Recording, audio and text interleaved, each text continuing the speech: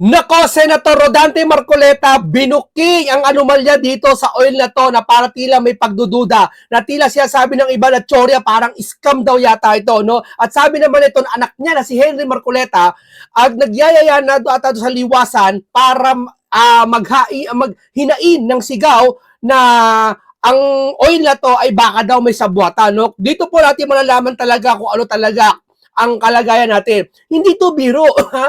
Yung oil crisis natin hindi biro. Huwag natin lalanglangin to. Oo, may pambili ka. Meron kang pera, may pambili ka, madami kang pera. So, paligo pa yung oil. No? Pero yung kababayan natin na hindi afford to at talagang naapektuhan mga pasahero, mga jeepney, mga driver, tricycle driver, labis na naapektuhan. At kapag naapektuhan ang lahat, lahat na mahihirap, walang transportasyon at ang mga gulay, babagsak, tataas ang presyo, babagsak ang ekonomiya natin. Pag bumagsak ang ekonomiya natin, kahit anong dami ng pera mo, baliwala yan. Kapag ang oil ay talagang tumaas ng tuluyan, no? Ganyan po ang pagpapahalaga ni Senator Marcoleta sa usaping ito, no? Bago tayo magsimula, papyawan muna natin kung anong kalagayan ni Marcos Jr., no? Si Marcos Jr. po, ako nagsasabi sa inyo, di ba? Ako lang yata ang vlogger, maliban sa hindi ako loyalista. Ako lang yata vlogger na nagsasabi, walang sakit si Junior. Ilang beses ko pa sasabihin sa inyo, walang stage 4 cancer, walang malubhang sakit. Di ba sabi sa inyo, malakas pa sa kalabaw si Junior. Ayun, nag-jumping jack sa harapan nyo. Nag-jogging pa, tumakbo pa. Ha? Nag-ano pa, gumaganong-ganong pa siya. Oh, nilaro niya, wala siyang sakit. Di ba? Ayan ang sinasabi ko sa inyo. O kayo, ngayon lumabas na masama. Di ba? Huwag kayong kakaga. Di ba? Ang usapang ito, hindi health ni Pangulo. Di ba? Pero karapatan ng Pilipino, malaman ang health niya. Pero hindi yun ang issue ngayon. Ang issue sa maleta.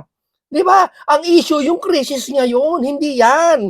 Di ba? Ilang beses ko sinasabi sa inyo yan, huwag kayong kakagat sa fake news. Di ba? Ewan ko ba, ang tatagal na ng mga vlogger na dito na sa social media, sinusubaybayan nyo pa, nagsasabi, nagpo-push, may sakit si Junior. Di ba? Anong klase yan? Hindi pinapahamak nila kayo sa maliit na bagay sa pinapahamak kayo. What if pa kaya tungko sa usaping oil? Kaya hindi sila makapag-react sa kanilang video Puro panood lang sa inyo Ito, nagre-react tayo, ini-explain natin, katulad ni Senator Marcoleta, para mas marami kayong matutunan. Hindi ho ba? Yan ang pinagkaiba. Hindi kasi ako basta vlogger ho. Hindi ako basta nakikisaw-saw lang sa issue. Hindi ho. Nagbibigay ako na ikagug kahit papaano 1% na maunlad para ang Pilipinas makatulong tayo ng pag-unlad. Kagaya niya, mali-maliit ang pera. Pag ito nasugpo at nawakasan na to, nahanap ang mastermind, hindi na mauulit to sa susunod na henerasyon. Dahil pag ito hindi nasugpo, kahit si Sara pa paupuin natin, paulit-ulit ang korupsyon na mananatili sa atin. Di ba? Okay, kalimutan natin yan. Basta si Junior, wag kayo maniniwala, walang sakit yun sa mga fake news na naglilipa na ngayon. Ako lang sasabi, malakas pa sa kalabaw si Junior. Di ba? Oh. Okay, dito na tayo kay Henry Marcoleta. Pakinggan muna natin ang kanyang about sa oil. Tulad po ng ipinapanawagan ni Congressman Libiste, pwede po tayo pumunta. Magandang usapan to. Makinig kayo. Sa liwasan mamaya. Kahapon po, nandun kami. At tawag po kayo mag-alala sa init. Pina-aircon po ni Congressman ng liwasan. Kung namomroblema kayo sa pagkain, walang problema sa pagkain. Tubig, meron rin tayong tutulugan doon. Meron tayong patent si Congressman Libiste. Kailan lang doon, warm bodies. Maasahan ko bang inyong commitment? Oo, grabe naman. May effort na nga si Kong Libiste. Bigyan naman natin ng suporta. Ito naman mapayapang pagkikilos lang naman para iparating sa administrasyon ng ating hinaing na hindi na natin makaya itong parusang ginagawa nila sa patuluyang pagtaas ng presyo ng petrolyo. Ayan, nag-announce na si Energy Secretary Sharon Garin. Meron na daw 20 pesos rollback sa diesel. Happy na ba kayo dun? 9 pesos rollback sa gasoline. Happy na ba kayo dun?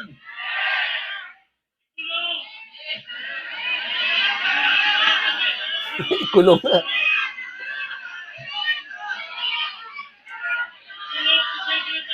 Doon nyo isigaw yan sa liwasan para makarating sa Malacanang ang inyong hinaing.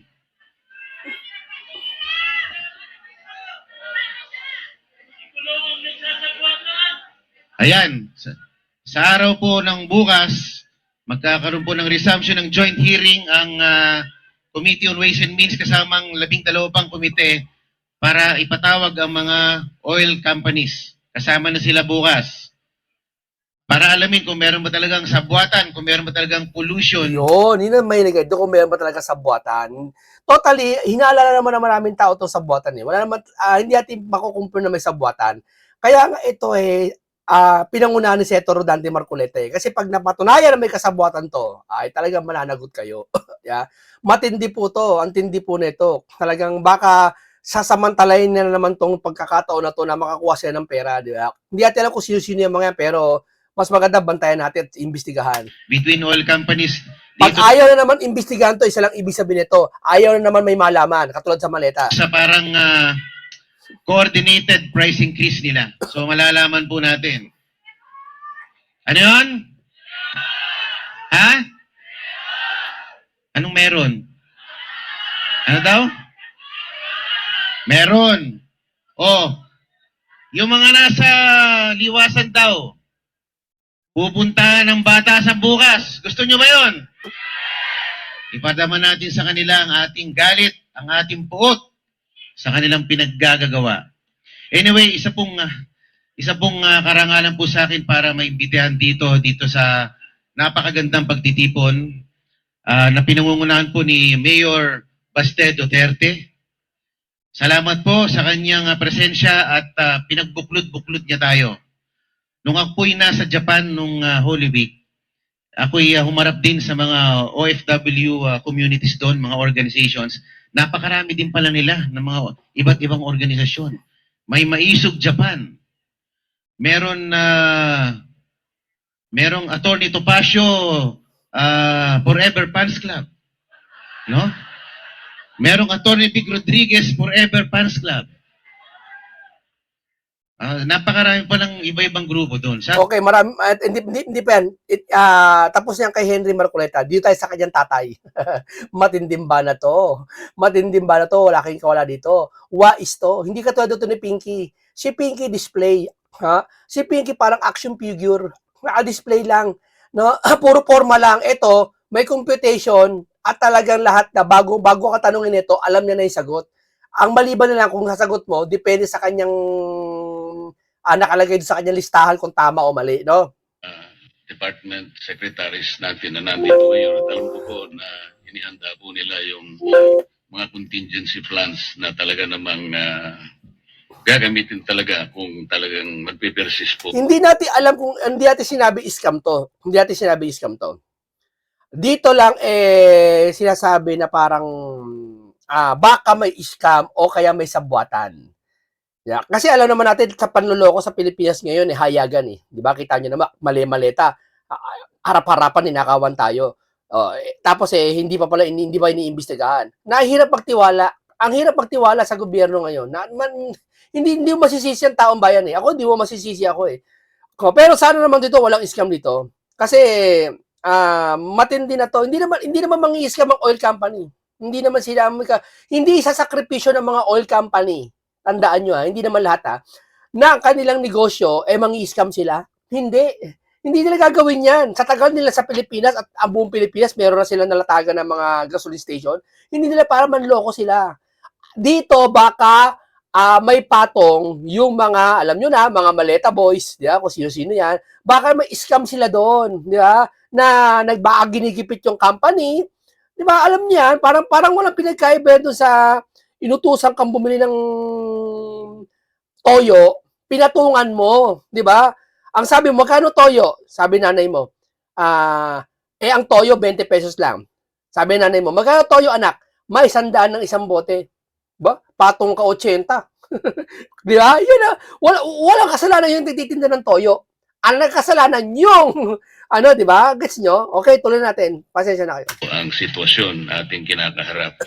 Ngunit payagan po ninyo ako na ulitin yung pagdududa ko kung talagang ganito na po ba kalala ang problema natin. kaya ko po naitatanong yun, Mr. Chair. Marami po akong datos na kinuha. Halimbawa po, yung ating pong fuel import, magmula po noong January 1 hanggang April 10. Ito po ay sari-sari na pong oil products. Kinuha po natin sa mga 10 bansa. Katulad po ng Korea, Saudi Arabia, UAE, China, Singapore, Japan, Malaysia, Russia, Iraq at United States. Ang total po as of April 10, Mr. Chair, January 1 to April 10, 6,844,621 barrels. Katumbas po yun, Mr. Chair, ng halos 8,653,381 liters. Grabe. Alam mo naman to mga to, magnet to eh. Magnet sa pera. Pag nakakaroon ng bilyon-bilyon ganyan, ako yan na. Yan na yung mga maleta boys. Ang ibig sabihin po nun, Mr. Chair, kung i-cover lang natin ang pinag-uusapan natin gasolina at saka diesel lang, yun pong 8 billion na liters na yun, 5 billion lang po ang katapat po ng gasolina at saka diesel. Ibig sabihin po, kumpleto po tayo ng diesel at saka ng gasoline. Kasi po yung napakalaki po ng ating in-import. 8 billion, so ang consumption lamang po natin ng gasoline sa 3 months, halimbawa, ay 2,142 million liters. Sa diesel po, 2.9 billion na liters. So makikita po ninyo, dito po sa in-import natin sa halos 3 buwan, January 1 to April 10, 5.1 billion liters lamang po yun eh. Kaya ang tinatanong ko po, Mr. Chair, paano sumipa po yung presyo ng gasolina? At may katapat pa pong datos, halimbawa, mula po nung March 1 to March 31, Mr. Chair, sa ngayon po sa nakalap kong datos, nag-import po tayo ng diesel, March 1 at saka hanggang 31 lang po to, Mr. Chair. 951,669 metric tons. Katumbas po yun ng 657,794,174 liters. March 1 to 31. Yung gasolina naman po, ayun po yung gasolina, 657,794,174 liters. March 1 to March 31. Ang gasolina po, ang diesel naman po ay yun po, 951,000. Katumbas po ng 1.1 billion liters. March 1 to 31. So kung titingnan po natin ang datos, tama po yung sinabi ng Pangulo na meron pa po tayong 50 to 60 days. Pagkatapos pong sumiklab ang digmaan, 2 buwan lamang po, sumipa na po ng mahigit 100%. Yan po yung nakabitin na dapat pong sagutin ng DOE. Yan. Ang hirap sagutin niya. Ang hirap sagutin niya. Pag ikaw may, eto hindi natin alam, baka may sabwatan talaga. Hinala nila, di ba? Hinala doon sa, sinabi nila Henry Marcoleta, baka may sabwatan. Kaya na mahirap. O wala mang sabwatan, baka may katkong tong mga maleta, itong mga alam nyo na, di ba? Maleta boys. Paano po nangyari yun? Tingnan po ninyo yung pre-conflict price. Gasoline, Mr. Chair, 55 pesos. Ngayon po, April 10 na itong kinuha ko, 101.16 per liter or 102% increase. Sa diesel po, pre-conflict 60 pesos. As of April 10, 161 pesos or an increase of 168%. Base po sa datos ng importation, kompleto po tayo. Paano niyo po i-reconcile itong mga datos na ito? Kaya po, muli ko po sanang ipaalala, Mr. Chair, nung nakaraan pong hearing, March 25, nag-submit po ako ng independent data magmula po sa dalawang refineries. Yun pong Petronas tank in Singapore, ang total landed cost lamang po, Mr. Chair, is 51 pesos per liter. Yun naman pong Rotterdam refinery po na nasa Singapore din ng mga tangke, kung CIF po, Mr. Chair, 49 pesos per liter. Pagka FOB naman po, the same refinery, Rotterdam tanks in Singapore, 45 pesos per diesel. Babalikan ko po yung sinabi ni Director Abad, kasi katabi ko po siya noon. Sabi niya sa akin po, Sen, kung totoo po yan, napakaganda po. At sabi po nung isang distinguished resource person natin, it is music to their ears. Grabe, oh. He was referring to the oil companies who were present at the time, Mr. Chair. Tama naman po eh. Hindi ka na pupunta sa Strait of Hormuz. Di ba sabi kanina, 10 daw pinagkukuha ng bansa. Eh ba't nung nagsara ang Strait of Hormuz, totally naghirap tayo sa oil. Bakit ganon? Nakakapagtaka, di ba? Ibig sabihin ba, doon lang ba lahat dadaan sa Strait of Hormuz? Yeah? Bakit para may something? Para may something lang ha. Eh bakit hindi po nila tingnan ito? Sa ngayon po, Mr. Chair, these are not only the low-lying fruits. These are the only fruits that we can pick. Eh kung tama naman po ito eh. It has been about 19 days from the last hearing, Mr. Chair. I'd like to believe that the DOE, even the oil companies, must have checked the validity of this data. Mamaya po, bago ako magpaalam, ibibigay ko uli po yung estimate na binabanggit po ng aking contact sa Singapore. Nako, may contact sa Singapore.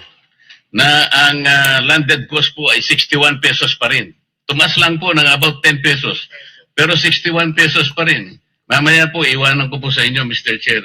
Para sa ganon, makapag-engage naman yung oil. Umami na kayo dyan. Umami na kayo.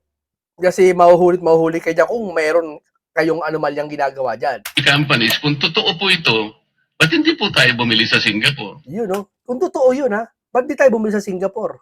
Ng langis. Mas konti yung travel cost, ha? Imbis na pupunta ka sa napakalayo-layong karagatan, eh dito lang sa baba ng ano yun, baba ng Pilipinas. Makakabalik ka kagad.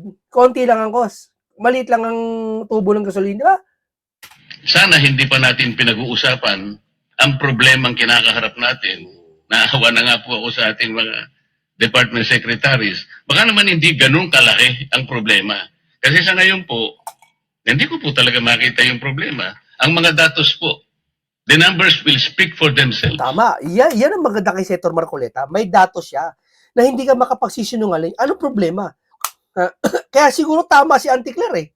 Di ba sabi niya walang krisis, wala naman daw krisis? Eh bakit may krisis sabi ni Junior? Ano ba talaga? Di ba tama ba? Baliktad ba sinabi ko? Sino ba magsabi na walang krisis? Di ba? Di ba si Auntie Claire? Eh ano to? Nalilito ang taong bayan. Nalilito. Parang may something na naman eh. Pati nga po yung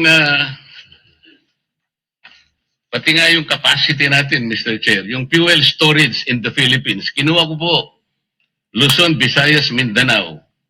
Yung sa Luzon po, yung sa Subic, SBMA, Philippine Coastal. Hindi ko na po babanggitin yung sino po yung may-ari. Ano po? Ang total po pala ng ating storage, Mr. Chair, tama naman si Secretary,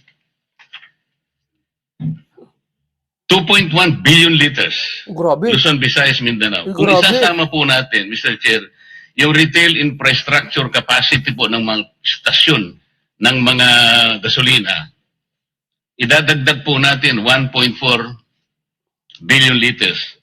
Ang ibig sabihin po nun, Mr. Chair, mayroon po tayong halos 4 billion capacity po sa liters. Katumbas po ng halos 2 buwan at 8 araw. Na reserba. So bakit hindi po tayo mag-imbak? Nandito po yung presyong sinasuggest po sa Singapore. Kung chinek po naman natin tama, bakit po naging tahimik po yung mga oil companies? Wala pong nag-dispute sa akin. I was even trying to tell them, please dispute this data. You want me to to check this, I have checked this. Kayo po, you have to prove me wrong. Kung tama po ito, bumili po kayo. Bakit hindi po sila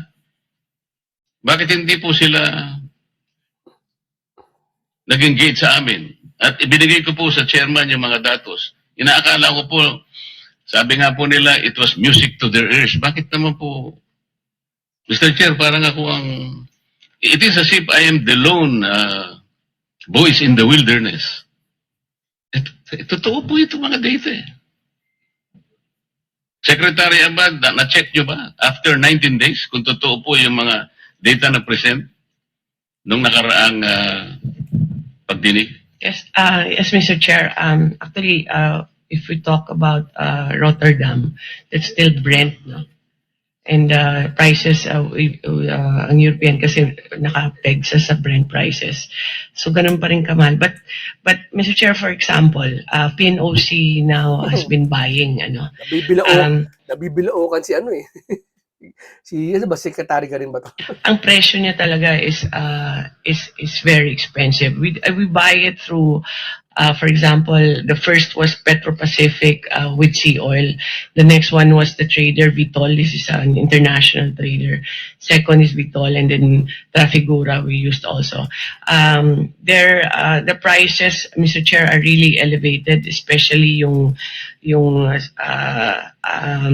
premium transport and insurance. Pero yung product, it's ranging from $230 to $260 per barrel, Mr. Chair. At yun I'm po yung sorry, Madam Chair, ang sinasabi ko po, yung Rotterdam tanks in Singapore at saka yung Petronas, ito po yung pinakahuling binigay ng coordinator sa Singapore, April 10, 2026. So, April 10, siguro Sabado lang po yata yun. Ang landed cost po ay 61 pesos. Bakit hindi po i-consider ng oil companies na doon na lang sila bumili? 61 pesos per liter. Kasi yun po kasi ang presyo na ninyo eh 111 per liter. Paano po natin i-justify? Kung totoo po ito na na-check ninyo, bakit hindi po natin i-encourage ang oil companies na bilhin po ito? Sir, we have checked also through PNOC and Bakit po walang- sa PNOC kayo nag-check? Ang sinasabi ko po, these are independent data. Ibibigay ko uli po yung sulat po ng coordinator sa Singapore sa ating chairman at itinuturo pa nga niya rito kung paano po yung gagawin. Ito po yung kanyang sulat eh.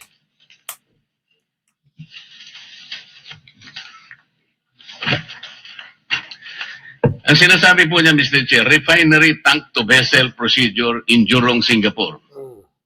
FOB tank to vessel transaction procedure. EN 590 10 ppm Euro 4 DAS diesel. Alam po ninyo ito, Director, kasi ito po yung standard specification ng diesel.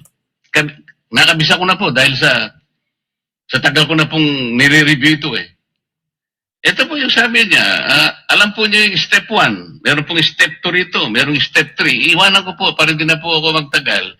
Ang sabi po niya, April 10, 2025, FOB,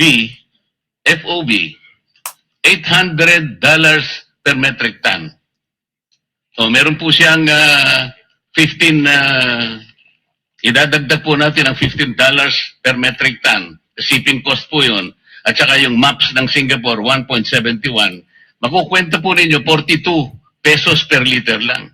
Isama po ninyo lahat ng local cost natin na 19 pesos per liter. Babagsak lang po siyang 61 pesos per liter. Yun naman pala eh. O ba't hindi po natin bilhin yun? Yun naman pala eh. Ba't ibilin yun? Para may naaamoy akong maleta boys dito Di kaya hinala ko lang sorry ako lang para may naaamoy ako dito Bakit? Totoo ba yung kagaya sinabi ni Senator Marocata nakaraan na kakagera lang wala pang 2 linggo nagtaas na kagad. Para may may maleta boys Parang billion, di ba? Sa isang araw kumikita yata 3 billion a day ata, sabi? Ano po ang Director Abad? Sinubukan mo na ba talaga? Chinek mo At nakita mo, sabi mo, maganda po. Talaga namang maganda. Bakit naman hindi? Last week, habang tayo nag-uusap, March 25, nag-average po ng 45 pesos to 50 pesos per liter. Ngayon po, ito, manageable pa rin, 60 pesos. Baka makatulog ka na naman, mama. Ano ka naman? Napuwit na eh. Siyempre, kaka-research siya siguro, kaka-depensa niya. Di ba? Ito naman.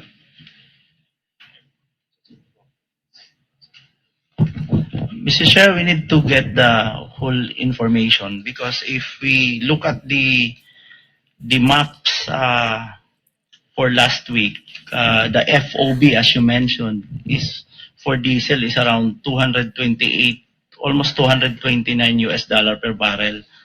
Now, we need to get if this difference, kasi parang ang estimate niyo po, sir, nasa 70 plus lang US dollar per barrel yan. So, definitely that's it's almost the miracle amount if that is the, and that will be that will really help us if that will be the import price as compared to what we have now in maps. Director, magmula nung March 25, hanggang ngayon, more than 2 weeks na po ang nakararaan. Hindi po, ibig nyo sabihin, hindi pa po nyo na-check ito. Ibig mo sabihin, hindi pa na-check to? Grabe. Mr. Chair, we need to get the contact number of the trader because as mentioned by Secretary, Iniwan ko nga po yung contact sa chairman eh. Ang totoo yung, alam po ba niyo yung contact na yon? Sumulat po sa chairman, nag-o-offer po siya ng kanyang tulong sa lahat ng interesadong. Grabe, inaasikaso ni Senator Marcoleta, no? Langis, yung kalayaan, yung WPS, yung corruption, grabe pinapapila ni Senator Marcoleta, no? Talagang, ano yan, talaga lahat, nire-review niya lahat yan. Talagang sulit na sulit talaga boto kay Senator Marcoleta bilang senador eh. Companies na direktang kumuha through vessel tank structure. Ito po, iiwanan ko na naman po itong pinakahuli, pati yung step. There are 3 steps involved kung paano sila paano kayo makakabili doon. Bakit hindi po ito muna ang pag-aralan natin? Baka ito po ang makakasave sa atin eh. Hindi ko po sinasabi na huwag natin pag-usapan ng contingency plans. Tama naman po yun. Dapat meron tayong pananggalang. Pero kung titingnan po natin, meron pa naman palang pag-asa na meron tayong kukuhanan at hindi naman pala ganito kalubha. Ayaw ko naman pag-usapan na natin ang malulubhang problema. Hindi pa naman talaga dapat mangyari pala. This is the whole point. Madam Secretary. Yes, Mr. Chair. We'll get the bureau to get the data and talk to the oil companies, Mr. Chair. So, Mr. Chair, for the record, I am again submitting to you the steps provided by the contact in Singapore, including the step 4 importation cost model to the chair na ngayon po ay $800 per metric ton. Katumbas po ng, kung kisasama po ng landed cost ay 61 pesos per liter lang. Hindi po kagaya ng ibinebenta na po ngayon sa atin na mahigit na pong 120, 130 pesos per liter. Salamat po, Mr. Chair. Okay, maraming salamat po. Dito talaga wala naman totaling scam. Wala naman talagang hindi pa napapatunayan na may sabwata. Ngayon, hindi natin alam, baka naman may iba pang agenda dito na nagtaka si Senator Marcoleta, bakit biglang taas? Di ba sabi ko nga sa inyo, kung marami kang stock naman for the 2 months stock mo Kung magkagera wala pang 2 linggo, ba't nagtaas ka? Para saan yung stock mo? Di ba? So, ibig sabihin, may kakaiba. Di ba? Nagtaas ka agad. So, ang nahirapan yung mga jeepney, yung mga pampasayo, yung mga tao. Kasi ang taas ng singil ang taas ng per litro ngayon Di ba? Okay, maraming salamat. Hanggang dito lang po. Ingat po kayo sa makabuluhang talakayan. Paalam sa inyong lahat.